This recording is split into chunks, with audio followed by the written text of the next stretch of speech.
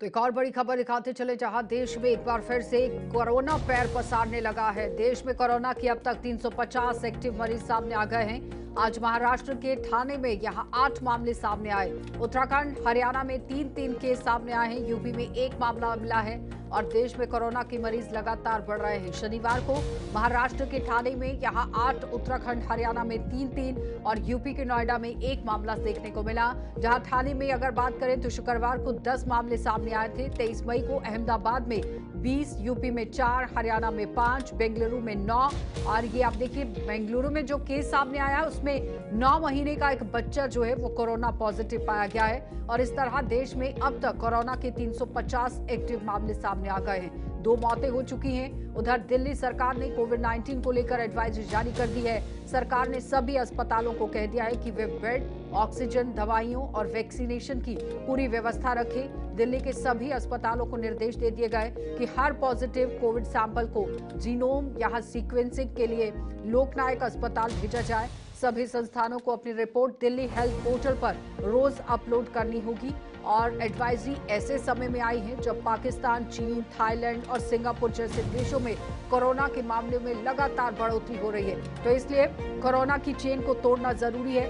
ये कोई नया वेरिएंट तो नहीं है, लेकिन JN.1 की बात इस बार जरूर हो रही है। और जाहिर तौर पर देखिए किस तरह से एक और बड़ी खबर दिखाते चले, जहां पर राजधानी दिल्ली के अंदर भी आप देखिए किस तरह से मामले बढ़ते गए। कोरोना के बढ़ते मामलों को लेकर लोकनायक जयप्रकाश अस्पताल की उप चिकित्सक जो कि अधीक्षक हैं डॉक्टर रितु सक्सेना, वो किस तरह से अपनी बात रख रही हैं, क्या कुछ पूरी जानकारी साझा कर रही हैं, क्या कुछ उनका कहना था कोरोना को लेकर कि कैसे आप अपना बचाव कर सकते हैं, वो जरा आपको दिखाते हैं। भारत में हाल ही के दिनों में कोविड-19 के मामलों में तेजी वृद्धि देखने को मिली है।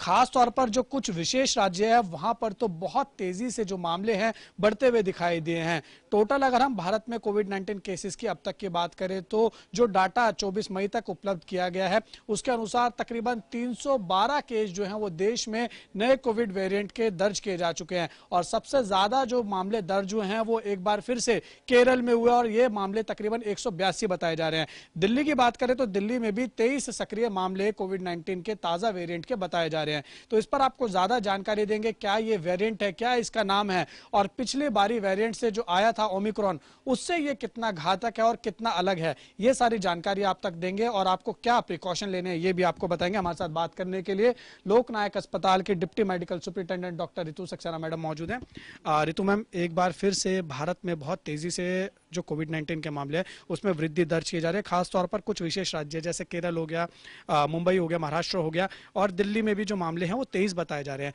तो सबसे पहले मैं आपसे ये जानना चाहूंगा मैम कि ये जो मामले एकदम बड़े हैं इसके पीछे का कारण क्या है, कुछ आप बताएंगे दर्शकों को? देखिए, अभी तक तो हम सुन रहे थे कि सिंगापुर, हांगकांग, थाईलैंड में केसेस चल रहे थे।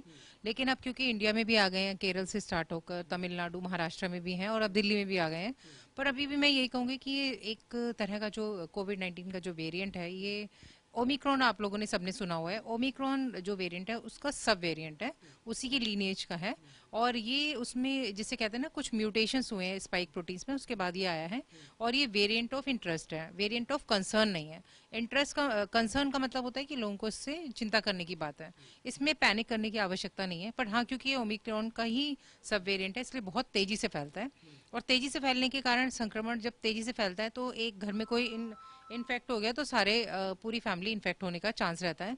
या किसी ऑफिस में एक को निकल आया तो सब इन्फेक्ट हो गए। तो ये फैलता बहुत तेजी से है, इसीलिए लोगों को एहतियात बरतने की आवश्यकता है। मैम, अभी इस मौसम में ये बहुत तेजी से फैलता है, देखा जाता है कि गर्मियों में बहुत ज्यादा तेजी से फैलता है। तो क्या यही कारण है कि अब गर्मी जो है वो बहुत ज्यादा है इसलिए मामले बहुत तेजी से जो है वो बढ़ रहे हैं?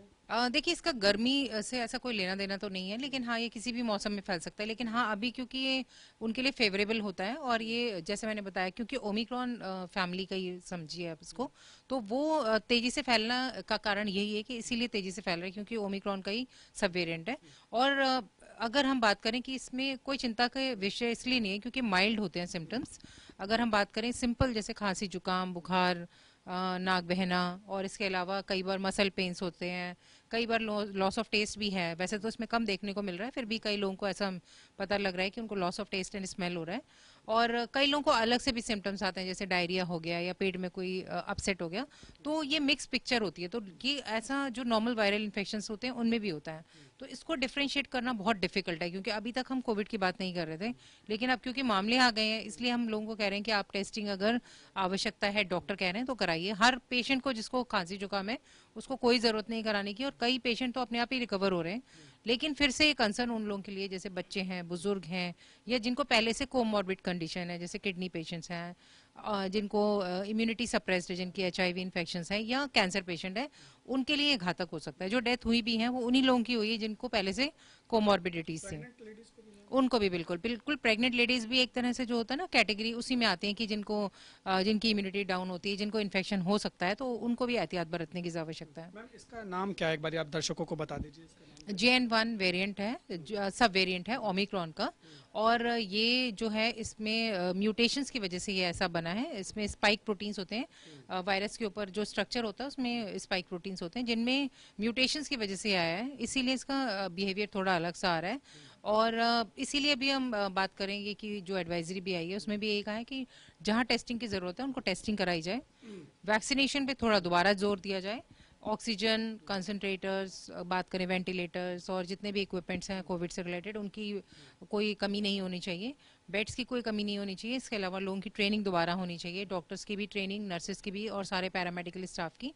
और लोगों को मतलब आवश्यकता है कि पैनिक, जैसा हमने बताया कि पैनिक करने की आवश्यकता नहीं है, पर एहतियात रखने की, जैसे मास्क का प्रयोग करिए, आप भीड़ भाड़ इलाकों में जाने से बचिए, और हैंड हाइजीन पे बहुत ध्यान दीजिए, जो हम सबको अब तक आई थिंक रट चुका है कि ये रखना है। जैसे कोविड का नाम आता है तो लोग ये एहतियात बरतना शुरू कर देते हैं। आपने देखा ये थे हमारे साथ बात करने के लिए, और कोविड-19 पर जिस तरीके से तेजी से वृद्धि जो मामले हो रहे हैं भारत में, उस पर ताजा जानकारी देने के लिए जो दिल्ली में लोकनायक अस्पताल है, जो कि दिल्ली सरकार का सबसे बड़ा अस्पताल है, उनकी deputy medical superintendent doctor Ritu Saxena. और देखिए हम आपको ये खबर इसलिए दिखा रहे हैं ताकि आप लोगों में जो है वो डर का माहौल ना बने, क्योंकि जैसे ही कोविड-19 की बात आती है तो लोग पैनिक होने लग जाते हैं, डरने लग जाते हैं। लेकिन जो ये वेरिएंट है, जैसा डॉक्टर रितु सक्सेना ने बताया कि ये जो ओमिक्रॉन का सब वेरिएंट है और इसका नाम JN1 है, तो ये इतना ज्यादा घातक नहीं है, और इसके जो मॉर्टेलिटी रेट है, यानी जो इसमें मृत्यु दर है, वो भी बिल्कुल ना के बराबर है। इसमें ज्यादा मृत्यु नहीं हो रही है। बहुत ही कम लोग हैं जिनको जो ये JN1 वेरिएंट है वो भी अपनी चपेट में ले रहा है।